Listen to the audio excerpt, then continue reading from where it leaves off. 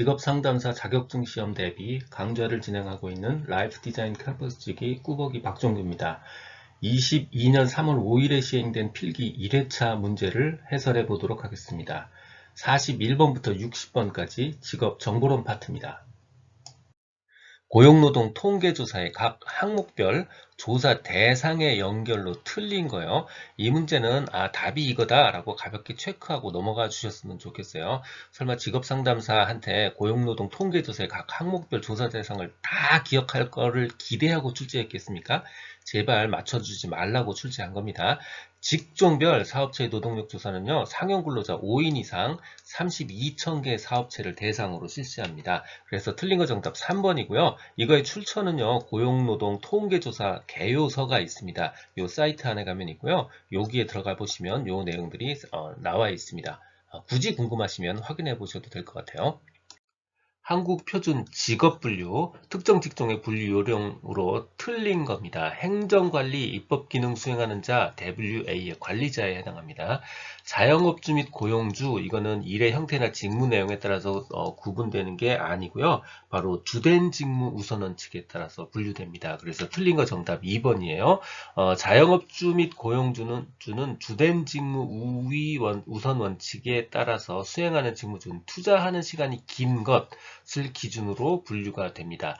연구 및 개발 업무 종사자, 바로 WE 전문가 및 관련 종사자고요. 그 전문 분야에 따라서 분류가 됩니다. 군인은 별도로 WA 군인으로 분류됩니다. 직업정보에 대한 설명 중 틀린 거예요. 직업정보는 당연히 내담자한테 제공하는 거죠. 경험이 부족한 내담자한테 다양한 직업을 접할 기회를 제공하기 위해서 만들어내는 게 바로 직업정보입니다. 직업정보는 다양한 정보를 처음에 수집해서요, 그걸 분석하고 가공을 해야 되는 거죠. 체계화가 먼저 있을 수 없습니다. 틀린 거 정답 2번이에요. 직업정보는 제일 먼저 수집하고요, 수집된 정보를 분석하고 가공하고 체계화시킵니다. 그리고 그것을 제공하고요, 제공된 정보를 축적하고 평가하는 과정으로 되어 있습니다. 수집하고요, 수집한 걸 분석, 가공, 체계화하고요, 그걸 제공하고 축적, 평가하는 단계를 거쳐서 처리합니다. 직업정보 처리할 땐 최신의 자료, 이거 굉장히 중요한 문제고요. 동일한 정보로 할지라도요, 다각적 분석을 시도하고 해석을 풍부하게 하는 거, 이게 굉장히 중요한 일입니다. 민간 직업 정보의 일반적인 특징과 가장 거리가 먼 거요. 민간 직업 정보는 정보 제공자의 특정 목적에 따라서 직업 분류하고요. 그러니까 당연히 유료로 제공이 됩니다. 그 목적에 따라서 한시적으로 정보가 수집되고 가공되고 제공됩니다. 객관적 기준 아니고요. 전체 직업에 관한 거 아니고요. 특정 목적에 맞는 딱 제한된 범위 내에서 정보를 제공합니다. 틀린 거 정답 2번입니다. 다음은 한국표준산업분류의 분류정의 중 무엇에 관한 설명인가? 각 생산 단위가 노동, 자본, 원료 등 자원을 투입해서 재화 또는 서비스를 생산 또는 제공하는 일련의 활동 과정이라고 되어 있죠. 그러니까 결국은 무슨 활동이냐고 물어보는 겁니다. 결국 산업분류고 무슨 활동이냐고 물어보는 거니까 정답은 2번 산업활동입니다. 자, 여기서 같이 공부해야 될 거 산업과 산업활동의 차이요. 산업활동은 이러이러한 산업이라는 활동입니다. 그러니까 끝이 활동이에요. 이러이러한 재화를 생산하는 활동, 이게 산업활동이고요. 산업은 이러이러한 생산 단위의 집합입니다. 예를 들어서 자동차 산업은 자동차 공장의 집합, 자동차 공장의 모임, 이게 바로 산업이에요. 산업은 이러이러한 생산 단위의 집합, 모임이고요. 산업활동은 이러이러한 서비스를 생산하는 활동입니다. 활동은 활동이고요. 산업은 집합입니다. NCS 국가 직무능력 표준에 관한 설명으로 틀린 거요. 국가 직무능력 표준에서 말하는 그 직무는요, 굉장히 세부적으로 내용이 기술이 되어 있습니다. 그러니까 똑같은 소프트웨어 엔지니어라 하더라도 이런 기술이 필요한 소프트웨어 엔지니어, 저런 기술이 필요한 소프트웨어 엔지니어, 이렇게 직무가 굉장히 세부적으로 표현이 되어 있어요. 그러니까 분류 단위는 중분류 단위가 아니고요, 바로 세분류 단위입니다. 한국 고용직업 분류 등을 참고해서 분류를 했고요. 대분류, 중분류, 소분류, 세분류 순으로 구성이 되어 있습니다. 그 내용은 산업 현장에서 직무를 수행하기 위해 요구되는 기술, 지식, 기술, 태도 등을 단가가 표준화한 거고요. 능력 단위 NCS 분류의 하위 단위로는 능력 단위 요소 그리고 작업 기초 능력 등으로 구성되어 있습니다. 틀린 거 정답 4번입니다. 한국 표준 산업분류의 적용 원칙으로 틀린 것을 묻고 있습니다. 산업분류의 적용 원칙은 굉장히 출제 빈도가 높습니다. 그것뿐만 아니라 각각의 선택지의 내용들이 아주 조금씩 일부만 달라지기 때문에 굉장히 단어 하나하나를 주의해서 봐야 됩니다. 먼저 생산 단위는 산출물 뿐만 아니라 투입물과 생산 공정 등을 함께 고려해서, 즉 산출물도 고려하고 투입물도 고려하고 생산 공정도 고려해서 그들의 활동을 가장 정확하게 설명된 항목에 분류해야 된다. 네, 맞는 이야기고요. 산업활동이 결합되어 있는 경우, 즉 결합된 산업활동의 경우에는 그 활동 단위의 주된 활동에 따라서 분류해야 됩니다. 결합된 산업활동은 주된 활동에 따라서 분류해야 된다. 맞는 이야기입니다. 수수료 또는 계약에 의해서 활동을 수행하는 단위, 예를 들어서 하청업체 같은 거겠죠. 동일한 산업활동을 자기 계정과 자기 책임 하에서 생산하는 단위, 즉 원청업체 같은 거겠죠. 단위와 같은 항목에 분류해야 된다. 네, 맞는 말입니다. 건설업체에서 수수료를 받고 하청 일을 하는 업체는요, 건설업체와 같은 단위의 항목에 분류해야 되는 겁니다. 네, 맞는 말이고요. 공식적 생산물과 비공식적 생산물, 그리고 합법적 생산물과 불법적 생산물을 달리 분류해야 된다. 아닙니다. 달리 분류하지 않습니다. 그래서 틀린 거 정답 4번이에요. 예를 들어서 콩기름을 짜는 회사가 있는데 공식적 생산물인 콩기름도 있지만 콩기름을 짜고 남는 그 덩어리는 바로 사료업체의 부산물로 판매하죠. 자, 이거는 비공식적 생산물이지만 이 짜고 남은 이것들 비공식적 생산물로 따로 분류하지 않습니다. 그래서 공식적 생산물, 비공식적 생산물, 그리고 합법적, 불법적 생산물 달리 분류하지 않습니다. 국가기술 자격증 한국산업인력공단에서 시행하지 않는 거요. 이번 시험은 왜 이렇게 표독스럽게 출제했는지 잘 모르겠습니다. 무슨 직업상담사가 네이버의 지식인인 줄 혹시 착각하고 있는 거 아닌가? 라는 생각이 들 정도예요. 산업인력공단에서 시행하지 않는 거 바로 빅데이터 분석 기사입니다. 정답 2번이고요. 빅데이터 분석 기사는 한국데이터산업진흥원에서 시행합니다. 직업 정보를 제공하는 유형별 방식에 대한 설명입니다. 괄호 안에 알맞는 것을 묻고 있습니다. 비용은요, 직업을 직접 경험하는 것, 이것만 굉장히 높은 거고요. 나머지 인쇄물이나 면접은 다 낮은 편에 속하는 거고요. 참여도는요, 눈으로만 보는 것, 예를 들어서 인쇄물이요. 요건 수동적이고요. 나머지는 다 적극적인 행위입니다. 그리고 접근성은요, 인쇄물만 접근성이 용이하고요. 면접과 직접 경험은 전부 다 제한적입니다. 그래서 괄호 안에 알맞는 것 정답 3번이에요. 이렇게 그림으로 선으로 그어서 기억해 두시는 것도 좋은 방법입니다. 앞에 두 가지 여기는 낮고요. 나머지 학습자 참여도와 접근성은 맨 위에 것만 수동적이고 용이합니다. 경제활동 인구조사의 주요 산식, 주요 계산식으로 틀린 거요. 경제활동 인구조사는요, 항상 15세 이상 인구가 기준이 됩니다. 15세 이상 인구는 경제활동 인구와 비경제활동 인구로 나누어지고요. 다시 경제활동 인구는 취업자와 실업자로 나누어집니다. 이 중에서 경제활동 참가율과 고용률이요. 경제활동 참가율과 고용률은 이 15세 이상을 기준으로 계산을 합니다. 그러니까 분모가 15세고요. 그 중에 분자가 경제활동 인구면 바로 경제활동 참가율이고요.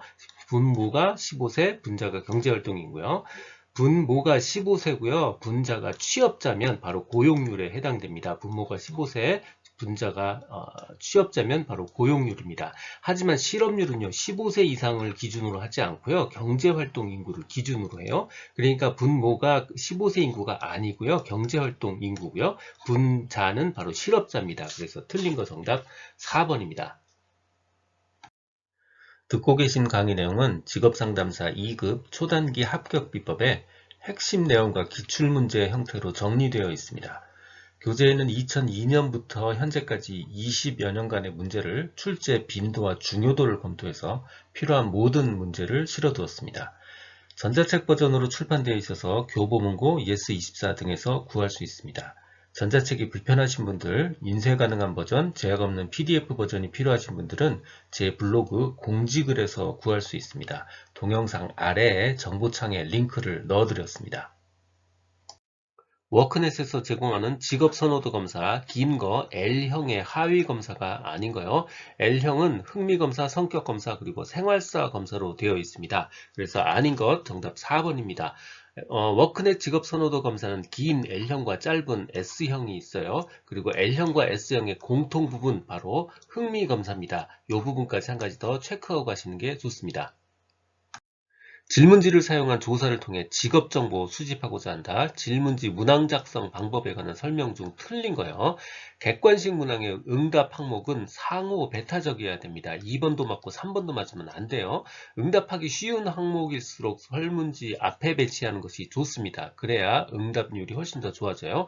신뢰도 측정을 위해 짝으로 된 문항들은 함께 배치하는 게 좋다. 이거 틀린 겁니다. 틀린 거 정답 3번이에요. 이중 질문과 유도 질문 당연히 피하는 게 좋고요. 신뢰도 측정을 위해서 짝으로 된 문항들은 떨어뜨려 놔야 응답하는 사람이 기억을 못하죠. 그래야 제대로 된 신뢰도 측정이 가능합니다. 신뢰도 측정이 된 문장을 함께 붙여놓으면요, 바로 그 내용들을 눈치채기 때문에 제대로 된 신뢰도를 측정할 수가 없습니다. 한국표준 산업분류, 분류 구조 및 부호 체계에 대한 설명으로 틀린 것을 묻고 있습니다. 산업분류의 분류 구조 및 부호 체계 역시 출제 빈도가 굉장히 높을 뿐만 아니라 실제로 선택 지문 하나하나를 꼼꼼히 살펴봐야 진짜 틀린 부분을 정확하게 찾아낼 수가 있습니다. 그래서 한 문장 한 문장 자세하게 꼼꼼하게 살펴보실 필요가 있습니다. 먼저 분류 구조는 대분류, 중분류, 소분류, 세분류의 4단계다 아닙니다. 이게 대, 중, 소, 세의 세세 분류까지 해서 5단계입니다. 그래서 틀린 거 정답 1번이에요. 요거 세세 분류까지 5단계다. 요거 얼뜻 봐도 잘 못 알아볼 수 있습니다. 세세하게 꼼꼼하게 살펴보셔야 되고요. 부호 처리할 경우에는 아라비아 숫자만 사용하도록 되어 있고요. 권고된 국제분류 ISIC의 리비전 4를 기본으로 했지만 실제로는요, 국내 실정 고려해서요, 국제분류의 각 단계를 분할하고 통합하고 재그룹화해서 결국 독자적 분류 항목과 분류 부호를 설정한 겁니다. 중분류는 두 자리 숫자라고 그랬죠. 그래서 00부터 99까지 부여했고요. 대분류별 중분류 추가 여지를 남겨놓기 위해서 대분류 사이에 번호 여백을 넣어 두었습니다. 어떤 문장은 99 대신에 999 이런 식으로까지 출제를 해요. 그래서 글자 하나하나 꼼꼼히 살펴보셔야 되는 정말 중요한 문제입니다. 국민 내일 배움 카드에 적용받는 자에 해당하는 거요. 공무원 안 되고 75세 이상 안 되고요. 동영상 교육 안 받으면 안 되죠. 그래서 적용받는 사람 정답 바로 4번입니다. 가끔 착각하시는 게 뭐냐면 졸업 예정자 이외의 재학생이 안 된다고 했으니까 꼭 졸업 예정자도 안 되는 것처럼, 재학생이 안 된다고 하니까 졸업 예정자도 안 되는 것처럼 착각하시는데 졸업 예정자를 뺀 재학생입니다. 그러니까 결국 졸업 예정자는 받을 수 있다는 뜻이에요. 정답 4번입니다. 국가기술 자격, 산업기사 등급의 응시 자격 기준으로 틀린 것을 묻고 있습니다. 산업기사는 전문대학 혹은 전문대학 기간, 즉 2년의 실무 경력을 가지고 있으면 응시 자격을 갖추고 있다고 볼 수 있습니다. 그러니까 유사직무 분야에서 1년 했다, 이게 틀린 거죠. 그래서 틀린 거 정답 4번에 해당합니다. 22년도에 신설되어 시행되는 국가기술 자격 종목에 대해서 묻고 있습니다. 신발 산업이나 보석 감정 같이 오래된 산업이 신설되어 있을 것 같지는 않죠. 이거 아니고요. 방제기사도 아닙니다. 그래서 신설되는 종목 바로 정밀화학기사입니다. 22년 및 23년도에 신설 폐지 통합되는 종목이고요. 기사 세 종목, 산업기사 셋, 기능사 한 종목입니다. 특히 기억해야 되는 거 신설, 정밀화학기사 꼭 기억을 해두셔야 될 것 같고요. 나머지 반도체, 메카트로닉스 없어지고요. 통합, 시공구 통합되고요. 폐지, 철도, 토목산업, 농림, 토양, 한복산업기사 다 폐지되고요. 연사기능사도 폐지됩니다.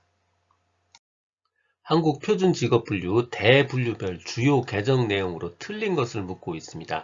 방송 출판 및 영상 관련 관리자를 영상 관련 관리자로 항목명을 변경했다. 네, 이게 틀린 겁니다. 방송 및 출판 부분이 사라졌을 리가 없죠. 영상 관련 관리자가 항목명이 방송 출판 및 영상 관련 관리자로 바뀐 겁니다. 정답 1번입니다. 한국직업사전 부가직업정보에서 정규교육에 관한 설명으로 틀린 거요. 해당 직업 종사자의 평균 학력을 나타내는 것이다. 이거 단골로 출제되는 오답입니다. 그래서 틀린 거 정답 4번이에요. 해당 직업의 직무를 수행하는 데 필요한 일반적 정규교육을 의미하는 거예요. 평균 학력을 나타내는 게 아닙니다. 독학 검정고시 이거 그 기간도 포함이 되는 거고요. 우리나라 일반적 정규교육 수준 그러니까 6단계로 구분합니다. 초등학교, 중학교, 고등학교, 전문대학, 대학, 그 다음에 대학원 이상 이렇게 6단계로 구분하고요. 예를 들어서 4수준 그러면 12년에서 14년이니까 결국 전문대졸 수준을 의미하는 거죠. 워크넷에서 제공하는 학과 정보 중 공학 계열에 해당하는 학과가 아닌 거요. 이거 자연 계열 중에서 공학자가 붙은 것을 기억하는 게 훨씬 더 수월한 방법입니다. 자연 계열 중에서 공학자가 붙은 거 바로 생명공학 혹은 식품생명공학 이게 자연 계열에 해당하는 학과입니다. 그래서 틀린 거 정답 1번 생명공학과입니다. 이게 굉장히 다양한 이름으로 불리어지고 있어요. 바이오 산업공학, 생명과학, 생명공학, 혹은 식품자가 붙었어요. 식품생명공학, 혹은 식품공학, 모두 다 자연 계열에 해당하는 과입니다. 그래서 자연 중에서 공학자가 붙은 과, 이렇게 기억을 하시는 게, 요걸 기억하시는 게 훨씬 더 효과적인 공부 방법입니다. 워크넷에서 채용정보 상세 검색 시 선택할 수 있는 기업 형태 아닌 거요. 규모별로는 대기업이 있고요. 특징별로는 일학습 병행 기업 그리고 친화 인증 기업이 있습니다. 다문화 가정 지원 기업 6은 없습니다. 그래서 틀린 거 정답 4번이에요. 규모별로는 대기업, 강소기업, 벤처기업이 있어요. 주목해야 될 오답은 중소기업도 없고요. 중견기업도 없어요. 대신 강소기업이 있습니다. 이거 헷갈립니다. 중소기업, 중견기업, 중자 없습니다. 중자 없고요. 강소기업만 있어요. 기업 소유자별로는 외국계 기업, 공무원, 공기업, 공공기관, 코스피, 코스닥 이렇게 구분이 되고요. 특징별로는요. 일학습, 병행기업 그리고 친화기업. 친화기업 중에는 가족 친화 인증 기업이 있고요. 청년 친화 강소기업이 있습니다. 가족과 청년은 있는데 환경 친화 없고요. 다문화 가정 없습니다. 자, 없는 거 확실하게 기억을 하셔야 돼요. 오답이 주목하는 게 훨씬 좋습니다. 중자 들어가는 거 다 없어요. 강소가 있는 거예요. 그리고 환경 친화 없고요. 다문화 가정 지원 없습니다. 이 내용은 블로그에 동일하게 그대로 있습니다. 블로그 문서를 보면서 공부를 하면 훨씬 편리하게 공부할 수 있을 거라고 생각을 합니다. 필요한 분들을 위해서 관련 링크는 동영상 아래에 정보창에 넣어두겠습니다. 도움이 되셨다면 좋아요, 구독 부탁드립니다. 지금까지 라디캠지기 꾸벅이 박종이었습니다. 감사합니다.